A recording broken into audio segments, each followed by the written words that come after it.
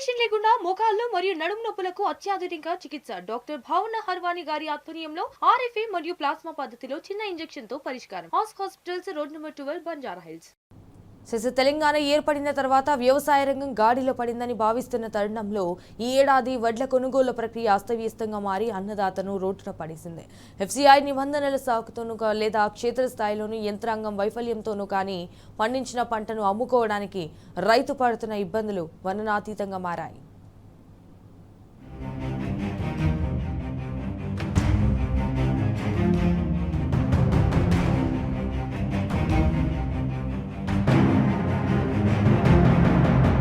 వడ్ల కొనుగోలు ప్రక్రియ, ఎఫ్సీఐ మార్గదర్శకాలు, నిధుల విడుదల ఇవన్నీ దశాబ్దాలుగా సాగుతున్నవే. అయితే గత 10 ఏళ్లలో గత ప్రభుత్వం ఒక రక్షణ కవచంలా నిలబడేది. ఎఫ్సీఐ పెట్టిన కొర్రీలను బీఆర్ఎస్ ప్రభుత్వం తన భుజాల మీద వేసుకునేది తప్ప రైతు దాకా రానిచ్చేది కాదు. దీంతో వరిధాన్యం కొనుగోలు సాఫీగా సాగేవి. వడ్ల సేకరణలో వచ్చే ఆర్థిక లోటును, వడ్డీ భారాన్ని గత ప్రభుత్వం భరించింది. మరోవైపు స్థానికంగా ఉన్న మిల్లులకే వడ్లను కేటాయించడం ద్వారా రవాణా ఇబ్బందులు లేకుండా చూసేవారు.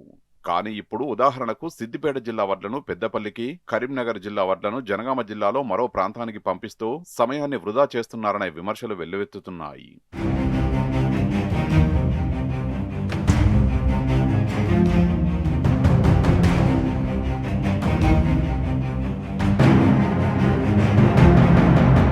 ప్రభుత్వ సమీక్షలు కోటల్లో జరుగుతున్నా కల్లాల్లో పరిస్థితి అందుకు భిన్నంగా ఉంది. రైతులకు ఎదురవుతున్న ప్రధాన అడ్డంకులు గన్నీ బ్యాగులు కావు. ఒకవేళ ఉన్నా కాంటా కావు. ఒకవేళ కాంటా అయితే లారీలు రావు. వచ్చినవి అన్లోడ్ కావు అన్నట్టుగా తయారైంది పరిస్థితి.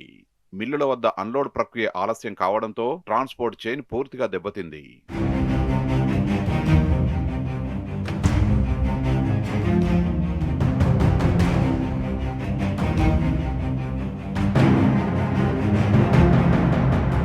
నాణ్యత పేరుతో వడ్లను జల్లిపట్టాలని మొండికేస్తుండడం, తీరా చూస్తే జల్లి మిషన్లు అందుబాటులో లేకపోవడం లేదా మరమ్మతులకు గురికావడం ప్రభుత్వ సన్నద్ధతను ప్రశ్నిస్తోంది.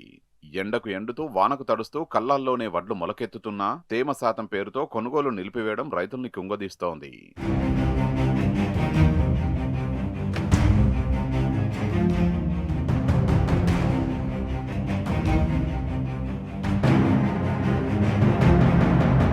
పరిపాలన అంటే కేవలం ఆదేశాలు ఇవ్వడం కాదు, వచ్చే నష్టాన్ని ప్రజల కోసం భరించడం. గతంలో బీఆర్ఎస్ ప్రభుత్వం హయాంలో యాసంగి వడ్ల విషయంలో కేంద్రం మొండికేసినప్పుడు ఢిల్లీ వీధుల్లో ధర్నా చేసిన సందర్భాన్ని రైతులు గుర్తు చేసుకుంటున్నారు. ప్రస్తుత ప్రభుత్వం ఆర్థిక క్రమశిక్షణ లేమి పేరుతో లేదా నిబంధనల సాగుతో రైతులకు అందాల్సిన తక్షణ సాయాన్ని ఆలస్యం చేస్తోందన్న వాదన బలంగా వినిపిస్తోంది. పంట కోతలకు ముందే జరగాల్సిన కసరత్తు కోతలు ముగిసినా పూర్తి కాకపోవడం పరిపాలనా వైఫల్యానికి నిదర్శనం.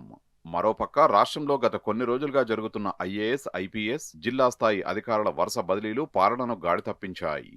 కొత్తగా వచ్చిన అధికారులకు జిల్లాల పరిస్థితులపై పట్టు చిక్కేలోపే కీలకమైన కోతల సీజన్ వచ్చిపడింది. దీనివల్ల నిర్ణయాధికారం తీసుకోవడంలో జాప్యం జరుగుతోంది. ఫలితంగా యంత్రాంగమంతా అయోమయంలో కొట్టుమిట్టాడుతోంది.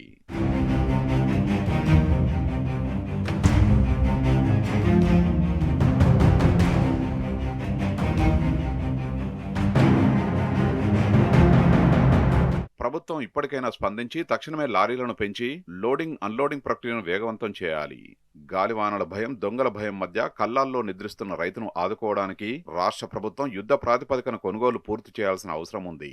లేదంటే రైతును రాజు చేసుడు ఏమో కానీ రైతు బ్రతకడమే కష్టంగా మారుతోంది.